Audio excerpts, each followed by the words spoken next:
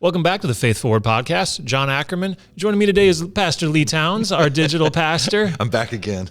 I'm so glad you're here, man. We always have fun together. We do. Before we dive in, I've been making this pitch at either the beginning or the end of the last several episodes. This is episode, I believe, 94 in our Faith Forward archives. And so as we get closer to the 100th episode, it felt like it'd be a cool thing to do something to commemorate that space. And it just so happens that the 100th episode will come out on Super Bowl Sunday, February 11th. There you go. And that also happens to coincide with the ending of a planned series on how we are better together. Mm-hmm. And so it just seemed like a space for us to take advantage of this platform and the invitation to take your faith forward, not just individually, but as a group of people who are collectively interested in walking this life with God. And so here's the invitation to all of you, whether you're faithful listeners or you're just joining us here. Send us 3 minutes, either on video or audio, or just send an email that either Brian or I or whoever's sitting in that chair on that Sunday, because honestly, I haven't looked. I think it may be you interviewing you. It may be. So we'll get somebody in that chair, because nobody needs a monologue. But that's what Sundays are for. That's right. We don't need it twice. We would love to just have the 100th episode be a collection of the stories of what God is doing in his people. Very cool. As they attempt to walk with him and as they accept his invitation into life with him. So again, in whatever format you're most comfortable with, send us a video of you on your cell phone, or if you've got a really nice setup at home, take advantage of that. Send us 3 minutes about what it's looked like for you to take your faith forward over these last months or years. Send us just an audio recording. If you don't want your face up, we'll throw a graphic up in its place so nobody has to worry about that. And if you don't want to see yourself or hear yourself, because I get that having to watch these videos as I edit them, send us an email. We'll read it. But we want to celebrate and commemorate what God is doing in the lives of his people as we talk about the reality that we are better together. Yeah. So with that said, this whole series on Nehemiah, which we are now, and I've been waiting to use this word, the penultimate week. Sorry, you have to go back in the archives for that one. That's been a little bit of a joke here. The penultimate week of this series of Nehemiah. We've got 1 week left. And so, Lee, you're here to talk about a few chapters that has a little bit more to it than people were expecting, but there's a couple jokes around that as well. Right. But if you've missed the recap, I'm not going to attempt to recap 10 weeks of this because that would take half the episode. But the beginning of this was Nehemiah's journey of discovering the burden God has placed on him spiritually, to then the burden of the reality of the physical undertaking, but then the reality that the physical undertaking was not all that God was after. There was actually a spiritual restoration that was at the heart of all of this. Yeah. And now we come to this place where God's people, having completed the physical work, are recognizing that God was after something deeper inside of them. Yeah. And so we've talked about that over the last couple of weeks. And so, Lee, talk about where we're going this Sunday as you take us through chapters 10, 11, and 12. Yeah, so we're going to go through chapters 10, 11, 12. By the time you listen to this, we will have gone through chapters 10, 11, and 12. I will tell you that we will not have gone through this verse by verse. Mm-hmm. If you look at those chapters, there's it's another collection of names, and those parts of Scripture sometimes we overlook because they seem meaningless and tedious, and that could be the view if you're not careful of these chapters, because what is encapsulated in these chapters is the people who signed this pledge, this vow. We came right up to the edge of the vow last week as we looked at chapter 9, and the people have gone through that process of confession, taking that step of repentance, and then chapter 10 kind of opens up with, here are all the people that signed off on this collective written vow that they make. And so half of chapter 10 is just signatures, is what it is.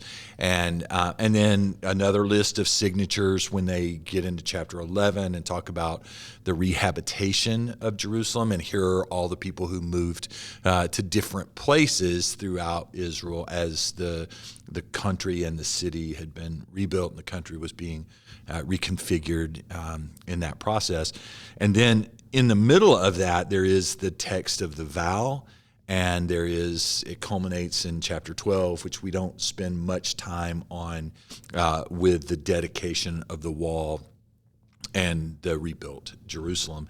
And there's a worship celebration that happens there at the end of chapter 12.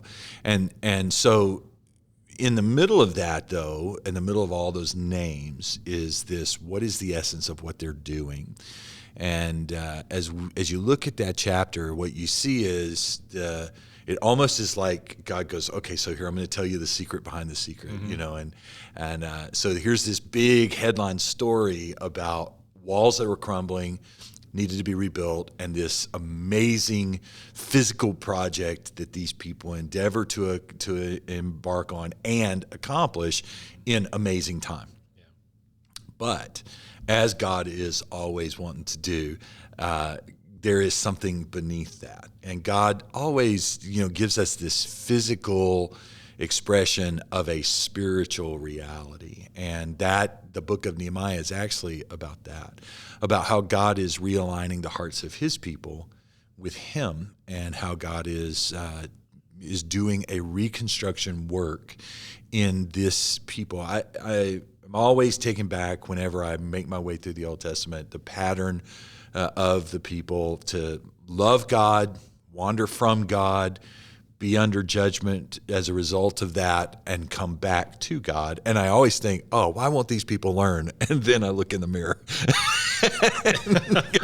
and go, this is just a story of humanity. Yeah. This is what we do, and it's our rhythm, and God knows it's our rhythm. And so he gives us these great stories of reordering, which is what the title of the message is. It's a reordered life. And what does a reordered life look like? And in simple terms, God has invited us to experience a reordered life. He's called us as his children to something greater. We've been talking about through this message. And here's the hidden secret. The something greater is not rebuilt walls. The something greater is a reordered life. And God has called us to that. And, I don't really talk about it in the message, but in my mind, you just need to know that as I have preached this message, I keep hearing Jesus' words out of John 10.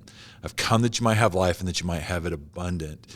And the whole secret of Jesus entering our world was he entered our world to reorder the broken mess. And then he provides for us a pathway to that reordered life. And so there are a variety of ways in which that reordered life gets expressed that provide for us, I think, some principles of what it looks like to have a reordered life for us. There were specific steps within those principles that the people took, that we talked about in the context of the message, but the principles, those specific steps may not be the same for me as they were for them, might be the same for you as they were for them, but the principles are the same. Yeah.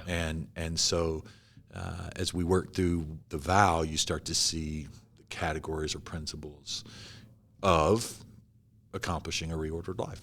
So there is a very abstract reevaluation or restatement of the message. We can dive in now to some of those areas, and I'll let you guide us through that exploration. Absolutely. Yeah, and so as always, the invitation is make sure you check out the message if you happen to stumble across us here first. And as always, and I love that this isn't something that I just have to say, but you should check out the message first. You're really going to want to hear this before you hear what we talk about, because it's just going to make so much more sense. And in particular, in this place where at its heart, like you said on Sunday, we're talking about sanctification. Right. And I think the challenge is that sometimes what we've turned sanctification into, what we've turned the gospel into, what we've turned Jesus' desire into is some oversimplified version of be better and do better. Right. And if we allow that to persist as sort of the underlining premise through which we hear and see everything else, we're really going to miss a lot of what God's after in this reordered life. Yeah.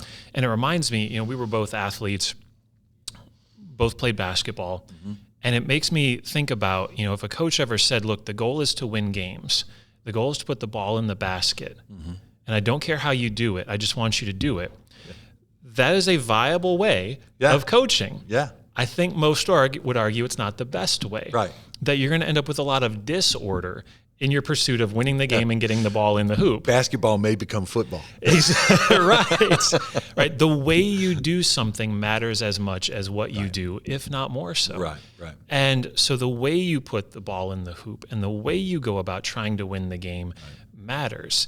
And any good coach, I would imagine, would tell you that they have the long view of the season, not just the short view of the game. And so win at any cost to win the game usually has detrimental effects in the long term.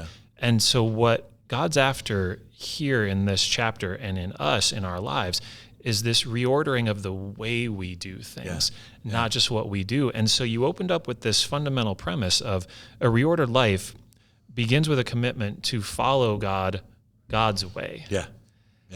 And I think for most of us, just pausing right there and letting that sit for a second, because one, that's the premise for the rest of this episode, is that following God's way is the invitation, but to give ourselves a moment to process the ways in which we have attempted to follow God out of our own best understanding of what we think we're supposed to do, rather than just looking at what God said is God's way to follow God. Right. And I'm also struck by the reality that, like you said, we look at, these people in Nehemiah and go, oh, those people. And then hopefully we hold the mirror up and go, oh, I am people. Right. I am people. Right. But we keep looking for a lower level of commitment. I think if we're being honest. I think that's true. That God sends out this invitation for a reordered life to walk with God, God's way. And we keep going, but. Yes, yeah. So, I mentioned this in the message, the very beginning of the vow says we're going to once again commit to obey the law that you've given us. And the history tells us that, God gave the law through Moses, and the people, with differing levels of intensity would be obedient to the law. And I'm reminded that there's a pattern of, okay, God, we'll follow your law, and they say that we're going to follow your law. In fact, they wind up where they are even before the chaos of Jerusalem. They wind up where they are in this land and say, we're here set apart. I mean, it's a great phrase that Scripture uses, set apart purely and exclusively for God, and we're here to obey God's laws. And then over time, compromise sets in, and there's some level of abandoning that idea of I'm committed to go God's way, in His way, and they find themselves in disrepair, much like the city of Jerusalem. And they are reaffirming we want to go God's way. Every time I watch that pattern, this is going to date me, I know, but I think about there's the very end of this Burt Reynolds movie, The End.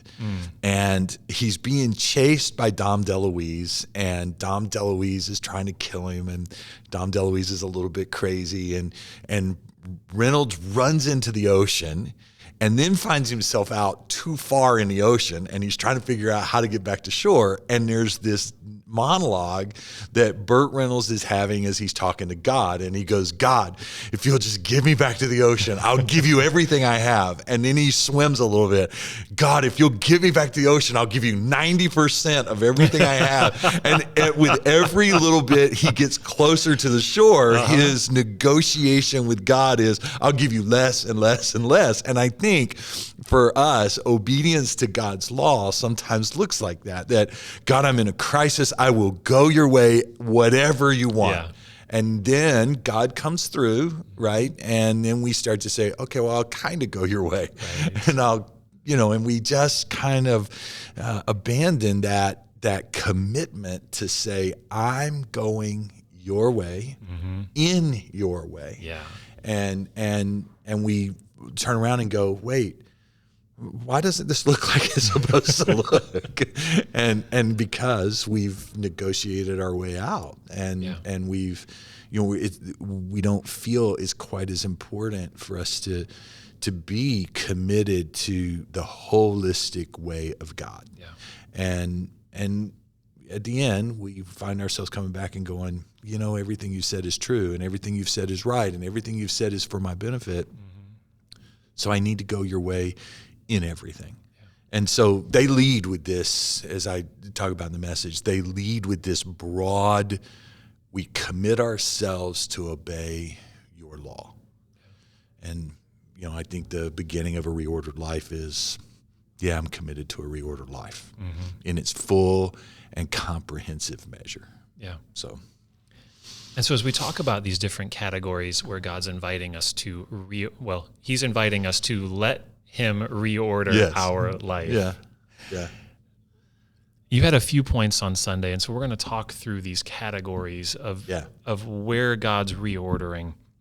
And so the invitation with each of these categories is really to park on two particular thoughts. And Lee, you brought up the first one through this idea of syncretism. Yeah. Right. The and I love that as a history teacher because I taught that for years. But the idea that as humanity, as the human experience, we have constantly tried to incorporate new things into old things and create a fusion of the two. Yes. That sometimes works out really well in food. It often works out horribly when it comes to the things of God. Right. And so the first place to begin to ask ourselves questions that help us to take our faith forward is, where have I attempted to have a blended relationship with God? Yeah. Where have I tried to have a little bit of God's way and a little bit of something else, whether it's my way or somebody else's way, or just something that looks easier or more attractive or more certain or less painful, or pick whatever the something else is. But to sit with that question, because the reality is, like you said, a reordered life is a life that is exclusively God's. Yes. And that's the first place of reordering. Yeah. And the first place of tension for us is we've often looked for a lower level of commitment. Yeah. We've often looked for the Burt Reynolds, I'll give you however much I can get away with. Yes. However much I have to give to get what I want. And so there's a few places we want to take this just by way of examples, because one of the things that I've found in my own life, and as I've gotten to walk with people, especially people over time, is that, again, this is really less about, it is about the rules. It is about the be better, do better, but it's not first about that. It's about the way you do it, not what you do. And so what I've often found is that as categories are exposed, the beliefs and assumptions that I've made in a category of my life are driving thoughts and behaviors. Yeah.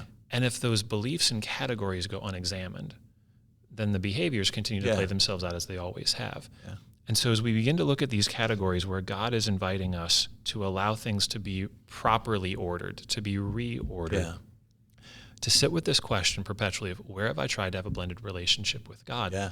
And what are the things that I believe are true about God that's kept me from allowing things to be exclusively God's and insisted on the partial?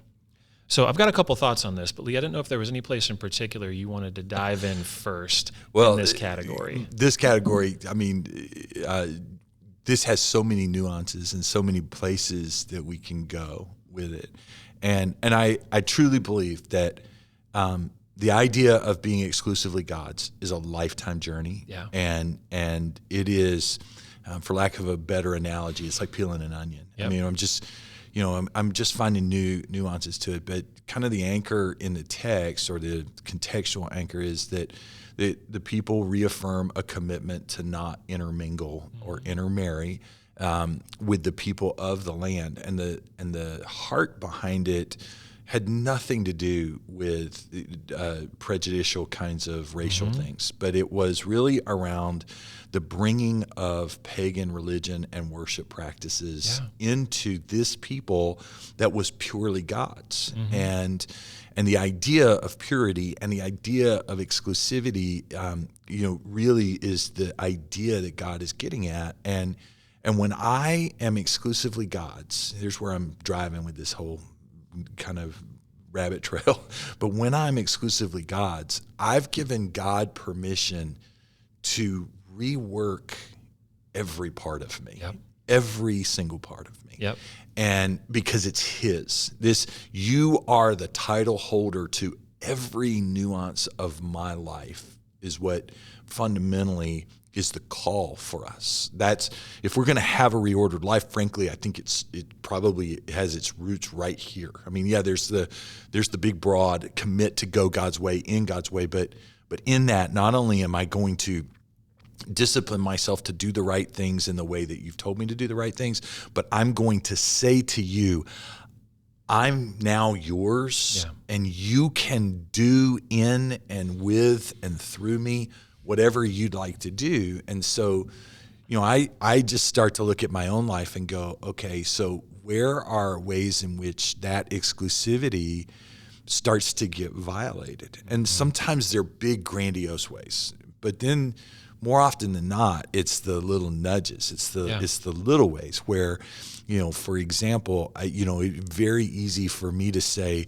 okay, that whole reordered life, if I can have order in my schedule, or I can have order in the way I'm doing something, then I can do it in a way that honors God. That's what God asked me for. Yeah. God asked me to give my schedule to him and not trust in my ability to bring order to that, but actually trust in his ability to lead me to what he wants in said schedule, and that's a little tiny way, but that, that pagan worship of my calendar can be one of those ways in which I'm trying to manage in the culture where I am, and can easily come out not looking like God's at all. I can look like Lee's, and my life is no longer exclusively his, but now it's partially mine in that way. I think about, like ways in which we cope can be ways in which we bring in cultural management kinds of tactics, rather than saying, you are my peace, you are my shelter, you are, and I remember, and I am drawing a blank on the counselor right now, but I remember reading an article by a well-known counselor who said, I have decided to no longer drink wine. And he said it has nothing to do with whether or not wine is a theological violation or not. It has everything to do with what I discovered was I would go have a stressful day at work, and I would come home and say, I need a glass of wine just to unwind from my day. And I was confronted in my spirit as God was working in me that I was trusting my glass of wine rather than trusting him. So I abandoned that practice. It's those kinds of little things that are where we begin to blend. We begin to suffer the syncretism. And of course, we can talk about syncretism in terms of, we bring in ideas from different kinds of religions and say, okay, how can we make this idea work with the way of Christianity? And those are big, glaring, syncretistic habits that we need to be aware of. But I actually think that what God is getting at in my own life, and probably if that's true in my own life, in our lives together, is the little ways in which we have fallen prey to syncretism, and we're no longer exclusively his. Yeah, and I've noticed just how prone I am to falling off on multiple sides of this. And I mentioned this before, when I was teaching in the high school, it took me years before I realized I was trying to do my work without God. And not, from a, God get out of here, but it was I've got this. I think I have this well in hand. Don't want to trouble you here, God. You've got big things to take. I'll take care of this. And so I had my life with God, and I had my work life. Or there's I come home after an exhausting day, and it's I need to rest. I need to recover. And so I want a glass of wine, or I want to just turn on the TV and veg for a little bit, and so I've got my recovery time. And to be fair to the liquids, it could also be a cup of coffee. It could. So this is not about This is not about alcohol or not alcohol. It's not making a rule. It's the I just recognition. needed to be an equal opportunity offender. Exactly. But it's the idolatry that syncretism brings. Exactly. Of I'm bringing in these other things that also offer the promise of comfort and security and provision and hope and whatever else. And so this first step in the reordered life is exclusively God's, but it also comes, I think, with some bad definitions that we have to overcome, because it's really easy to flip to the other side of this of, all right, so then in my work, I have to, and I'm going to go over the top with this. So this is not aimed at anyone. And so if it feels like I'm targeting anyone, I'm not. I'm just trying to paint with an overly broad brush. Then if I'm going to have, an exclusively God life, I'm going to take my Bible to work and leave it open on my desk so that other people see it. And I'm going to pray audibly when other people are around so that they know that I'm honoring God in my work. And I'm going to hang up religious, motifs in my workspace so that people know. And when I come home, I'm only going to listen to Christian music. I'm never going to listen to anything else. And I'm only ever going to watch The Chosen on TV and nothing else. If I watch that. If I watch it, right. And I'm going to that's not the point either. Exactly. Yeah. That's almost an idolatry of religion. That's exactly right. And so what we're talking about is not, both of those take us to the same place of me trying to figure out my way to follow God instead of following God God's way. Yeah. I and this isn't anywhere in our notes, and it's not in the message narrative, but it is just a kind of a sense even in this conversation that I have. There is a directive that is stated Old and New Testament in a variety of ways, but most clearly I think Paul references it, be holy even as I am holy. And there is a call to us for a holy life. And a holy life is very different than a religious, puritanical life. While there may be some threads of that show up in our lives that a pagan world would look at and say, yeah, you live like a Puritan. But the reality is that what makes something holy is God. Yeah. There's nothing I can do. There's nothing about me that makes something holy. And that's true of anybody. We don't bring holiness to the equation. Only God does, which means God needs to show up in my life everywhere because he brings holiness to it. And that is not like you said, it's not a placard on the wall. It's not an open Bible laying on the desk. It's not a certain genre of music or television. It is about the presence of God where I am.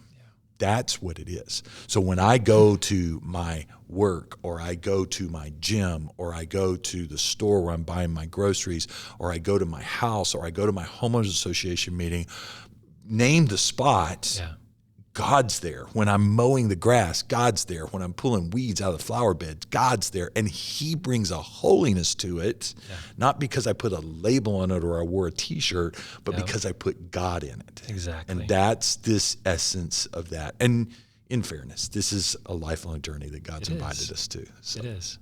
Yeah. And so again, like we talked about with the basketball analogy at the beginning, the ball can go in the hoop any number of ways, but how it gets there often matters more. It does, yeah.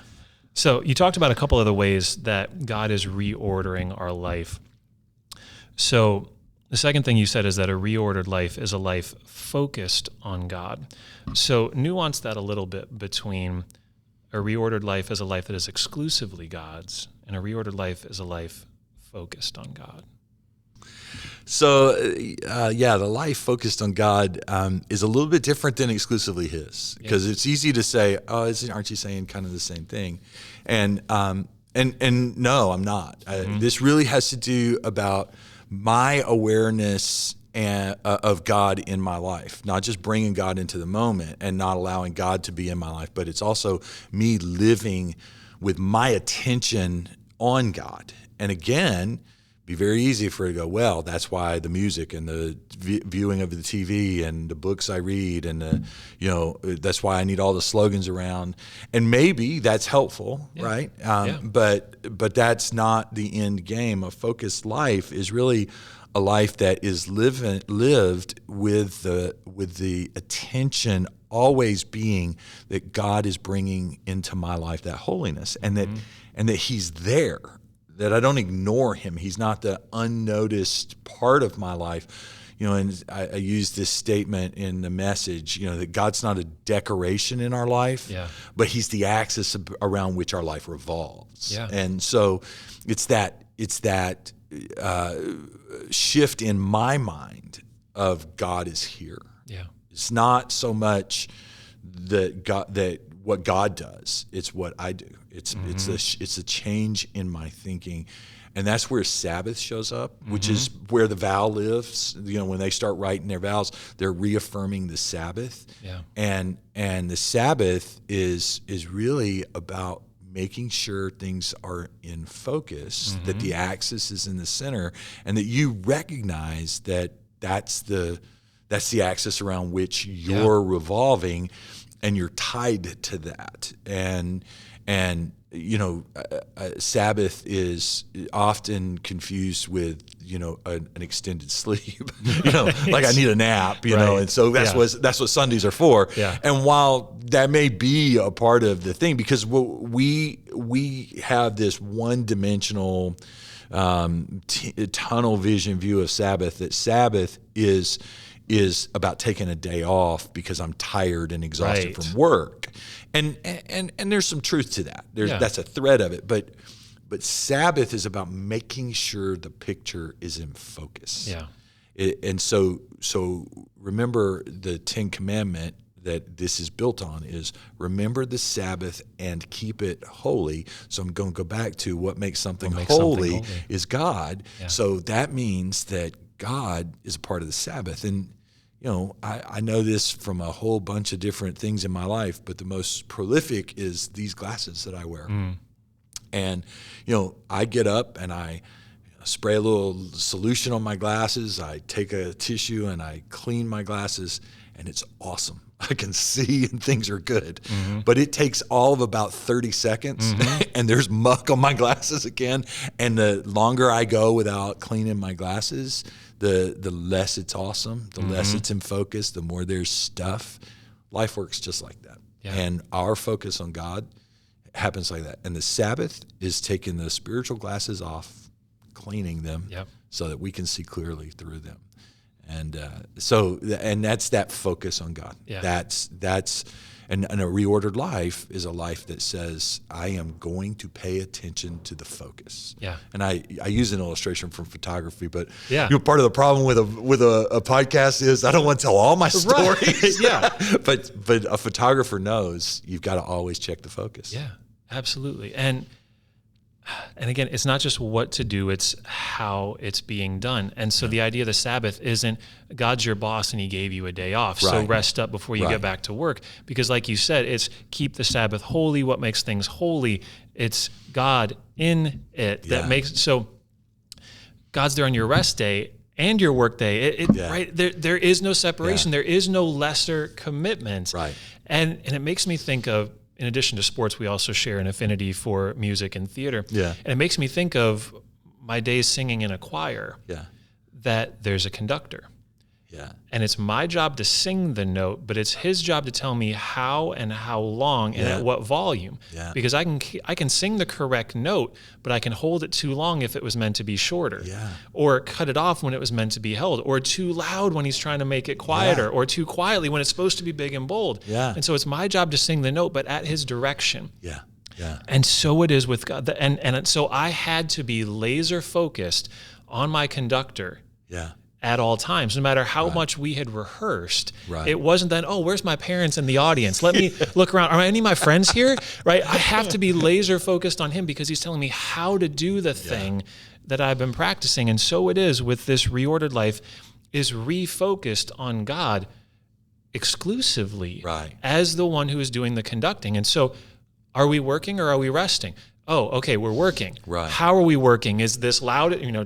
Is it loud or quiet? Is it extended or short? Oh, we're resting. Okay, so we're not working. We're rest. How are we resting? Yeah. Right. Is it a nap, or is it? Sometimes there are, and I love that Sabbath is restoration. Yes. Not just rest. Exactly. And there are restorative things that sometimes task us a little bit. Yeah. But it's restorative. Right. Right. And so there again, we're focused on him. It's not just that we've committed to following God's way. It's not just that we are exclusively God's, but our attention is on him. Yeah. And then not, are my parents here? Are my friends? Exactly. I'm still watching. And notice again what this brings up in our assumptions about what it would mean if we were laser focused on God. And I know, again, in my own life and in the lives of people that I've met with, there's all kinds of assumptions that come to the surface when we start to examine these categories. And some of it's things like, well, then if I was laser focused on God, I would never have any fun. Right? And notice the implicit assumptions in that God is boring. Yeah. And for some of us, that's what lived experience has taught us through people or through organizations. I mean, this is what most children dread about church in some instances, is church is boring.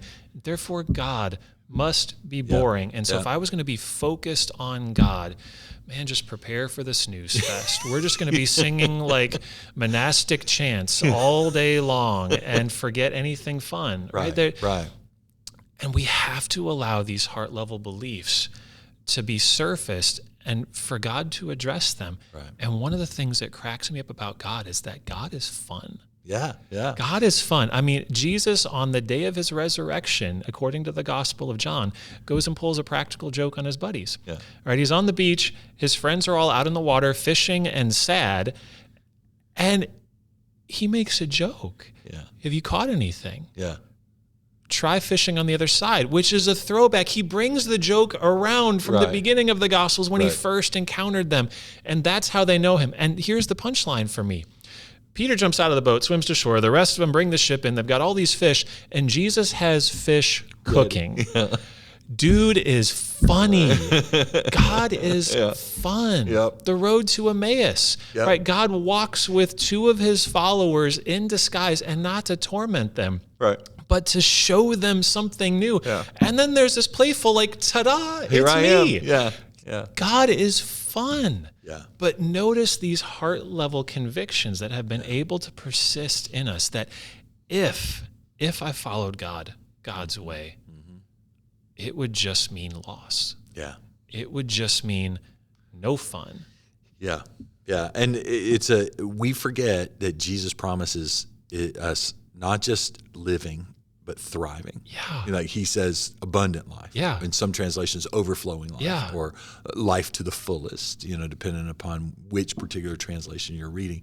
And that in that sense of that, like I think about David, in the Psalms, he says, if we delight ourselves in the things of the Lord, he'll give us the desires of our heart. He will satisfy our longings.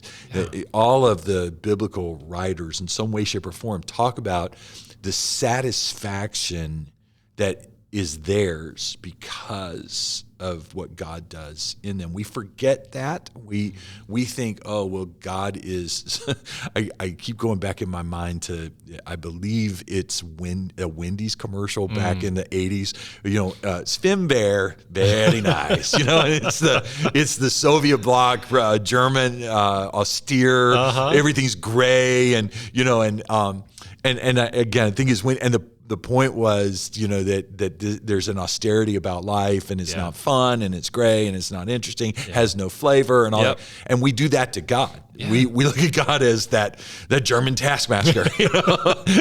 Your life, very nice. It's gray and dull. But what Jesus says is, I've come to put the color in life. Yeah. I've come to put the flavor in food. He shows up. His first miracle is at a wedding, and he makes wine. And what kind of wine does he make? The best. I mean, so and a lot of it, and a lot of it, yes. And we miss that about this is what God has come to do. Which you circle all the way back up to commit to go God's way. God's way is not so that He can pull the color out and take the flavor out.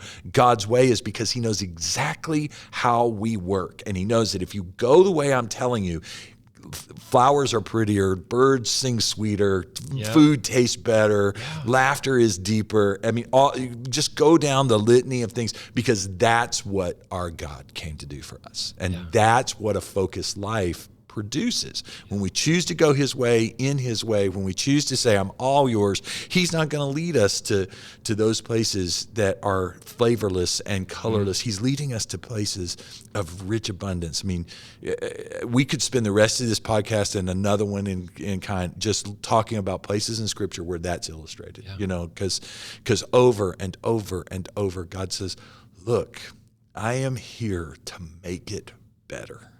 I will. If you'll go my way, what you long for will be satisfied. Yeah. It's the benediction that Brian closes most every service with. Immeasurably more than we could ask for or imagine. Yes. Yeah. So, Lee, you talked about two other aspects of reordered. Mm-hmm. The next one being a reordered life gives the first and best to God. Yeah. And I know this is always a little bit of a tricky time to talk to people about their stuff. But there is also, again, if you look at this in whole, this isn't about the what. This is about the how. Yeah. And so talk a little bit about where you were going with this idea of when God begins to reorder, there is this aspect of a reordered life gives the first and best to God. Yeah.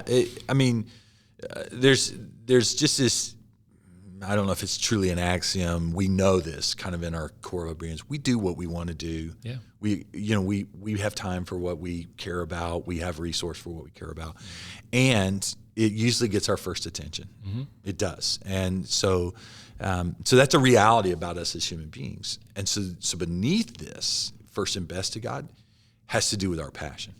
And I'm not in the message, I don't drill down very deep on that, but the reality is that look, if I'm in love with God, like the first cut's his, not the last cut. Yeah. And I know in my own life the tendency to not do that. Mm-hmm. Like the tendency to, pay my bills and, fund my entertainment and give God what's left. Yeah. Right. And that, again, the dicey part of it is people go, oh, the church is always talking about money, and you're going to, if you're not careful, interpret this as a money conversation. It's not a money conversation.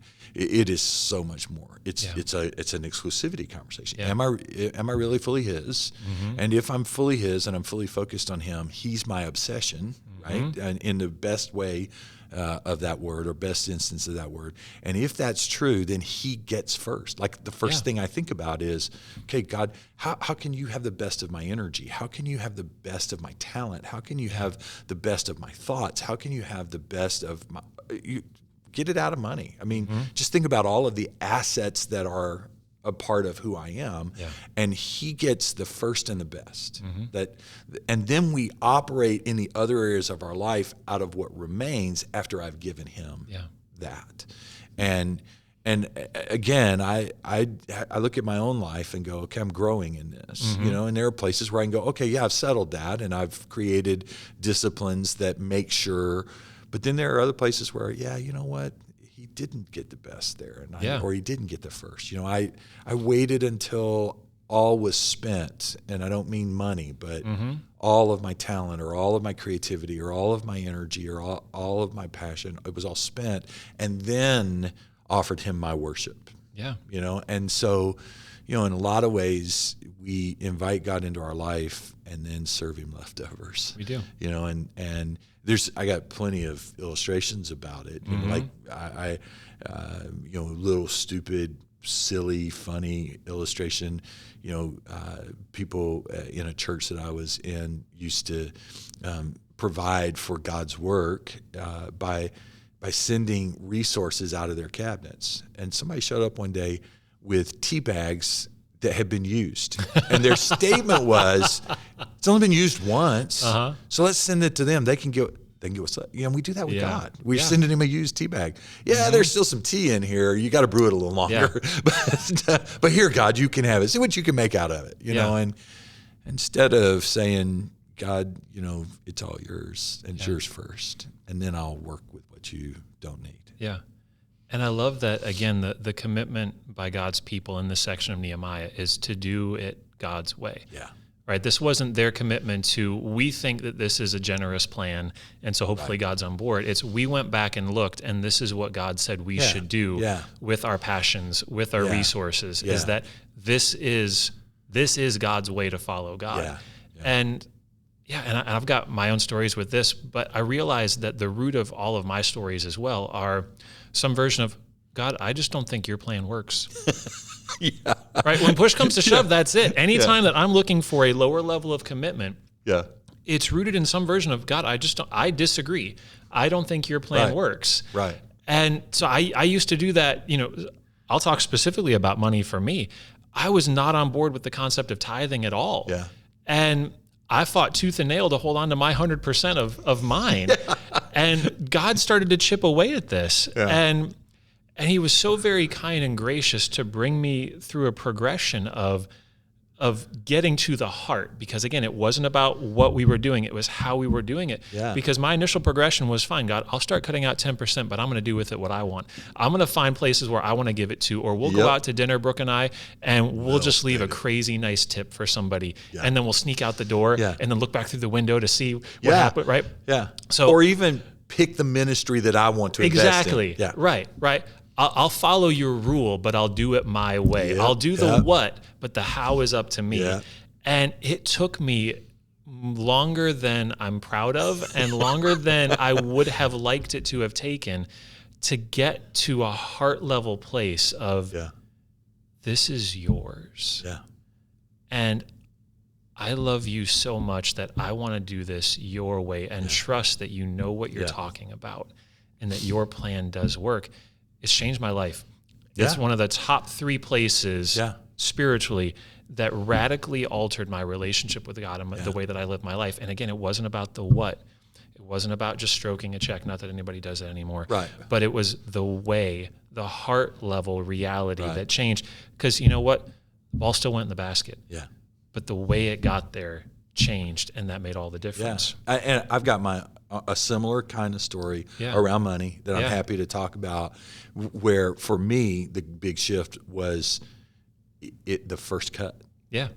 So the first lesson for me, that was important, because I would sit down with my money and go, okay, well, I need to pay my bills. Mm-hmm. I need to get a new car. I need to, and here's the thing. Now I just need to make sure I leave 10% in the account so that I can give God his check. But make sure we get through this first. Exactly. And if it happens to be that I had an unexpected medical bill, or I had, water heater went out and I had to replace the water heater, well, I can always cut into the God's part, right? Because it's still there. And he'll forgive me. Exactly.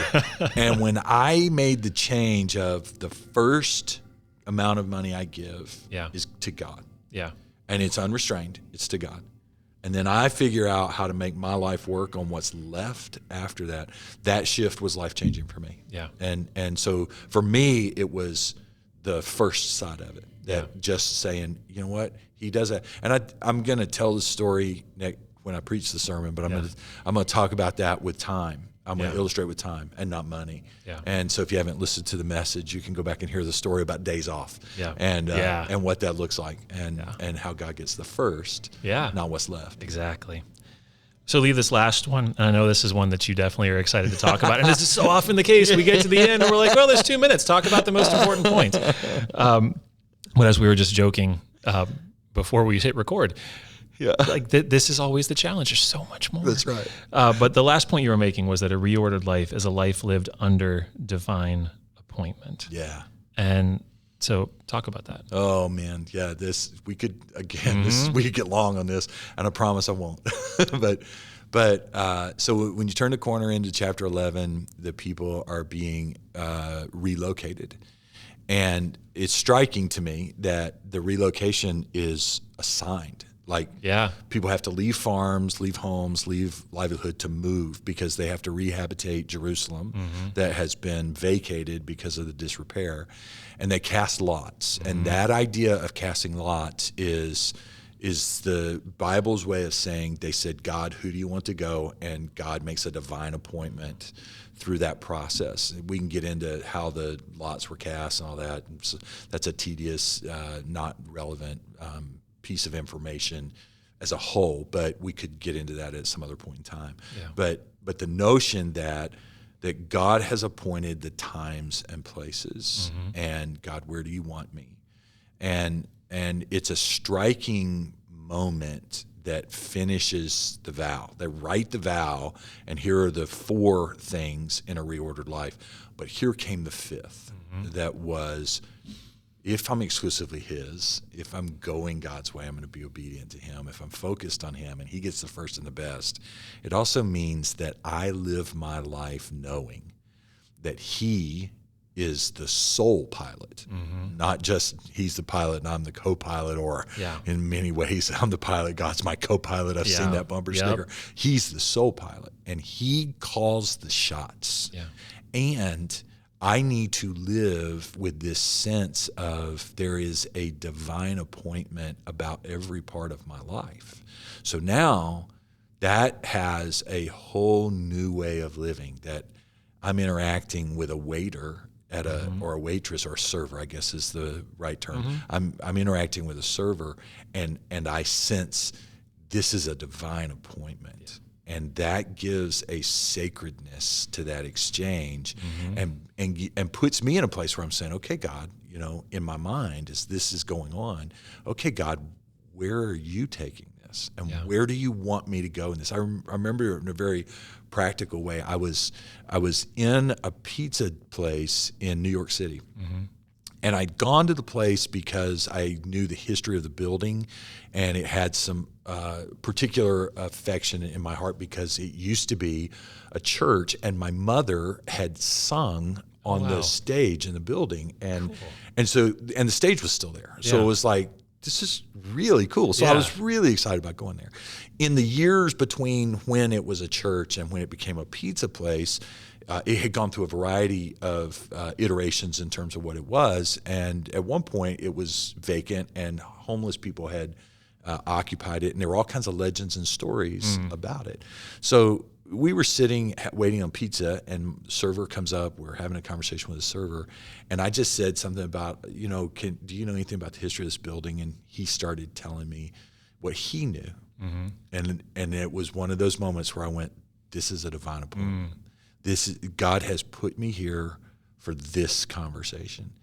And what proceeded to happen as I engaged with the conversation with this guy was I got to tell him that at its origin, this place was a place of God, and that God was celebrated and focused on and sung about and proclaimed from this place as a lighthouse to New York City. And he then began to tell me why he needed me to be there at that point in time for that conversation. I'm confident, not just convinced, confident that that's how God wants our lives to be lived. That every moment of our life is a divine appointment. Some evangelistic, some therapeutic, some encouraging, some provisional. So I mean, there are lots of assignments within the appointment. But a reordered life, a sanctified life that's set apart for God, is a life that says, okay, every moment, God, my ears are open, you direct. I want to hear what you say. And I want to be where you want me, because you have appointed me for such a time as this. And that's really the beauty of this last point is, I think this is what most people that profess a belief in God believe about God, is that God is the one who's orchestrating their steps. Right? This is what I hear so often. You know, I hear about this was such a God thing. That was such a God thing, right? These divine appointments that pop up. And so it begs the question, do you want God to be leading you to those, or do you want God to be manipulating you to those? Right? Is this, I've given you control of my life. You are the sole pilot. Or is this, I'm driving the car and Jesus is my co-pilot and he's secretly taking me to places even though I'm trying to get someplace else. He's like the driver's ed instructor. He's got his foot on the brake. And this is the tension that I think we have to be far more honest about than in some cases we have before.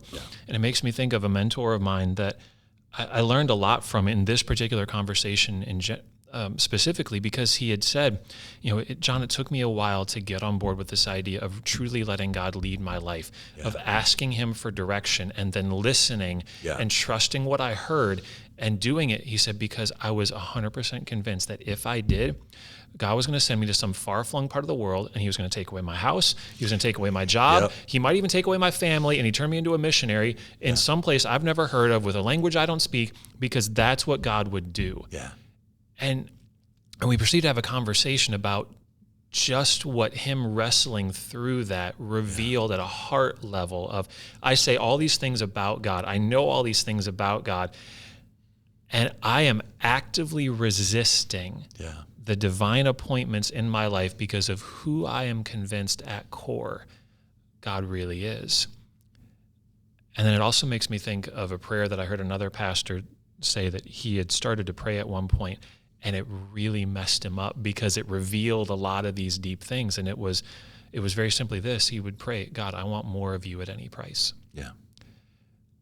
And as he prayed that, and he was telling this story, and so then I started praying that prayer, and all these same things started coming up in me of these places in my heart that really just believe that God's not the one who gives, God's the one who takes away. Mm-hmm. That if I let God be the pilot of my life, that he might not send me to some far-flung place in the world, but he's going to make my life uncomfortable when I want to make it comfortable. Mm-hmm. He's going to make my life unknown when I want to make it known and safe. Yeah. He's going to make it out of my control when I'm so desperately fighting for control every moment of my life, which is an illusion anyway. Right. Right. And again, it's there's all these God moments and look what God did. Am I fighting him for the steering wheel? Right. Or have I happily gotten into the passenger seat and kicked my feet up on the dash and gone, God, you're the God of the universe. And whether it's a pizza place in New York or someplace halfway around the world, I want to go where you're going because that's where life is. Yeah. It's not less than. It's not sucking all the color and the flavor away. It's where the best of life is. Yeah. And I want more of that at any cost. Yeah, and I know we filled up this podcast, in our time, but that's what we do. Exactly. But just the thought that maybe for me kind of wraps up my thoughts is, you said the statement, we all would kind of say, I want a God-led life, or I want my life to be led by God. And I think this divine appointment, living with this sense of a divine appointment and under a divine appointment, is saying, I want a God-led life, but in order to have a God-led life, God has to lead my moments. Yeah. So the big picture that I want happens in the small pictures. Exactly. And when we live there, I want to be in God moments where God leads, then we'll have a God-led life. Yeah. And I'll leave that.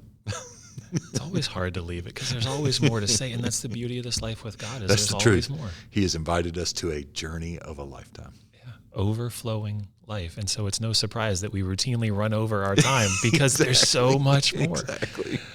So we will call this good here. And so Lee, always good to have you here. So great to be here. Thanks, my friend. And to all of you, thank you for being on this journey with us. Yes. Thank you for being people that want more of a life with God and want to live a life with God, God's way. Yeah. And so take advantage of moments throughout this episode, hopefully, or now as we get to the end. Don't just rush on to the next episode or the next thing, but sit in this space and ask God some of these questions about how to follow God, God's way. Mm-hmm. How to not just follow God, God's way, but where the places in your life that aren't exclusively God's could become exclusively God's. And what it would look like to not just have your life be exclusively God's, but to be focused on him. And to not just be focused on him in obedience, but to give him the first and the best. And to not just give him the first and the best of resources, but of control. Yeah. Because he has it anyway.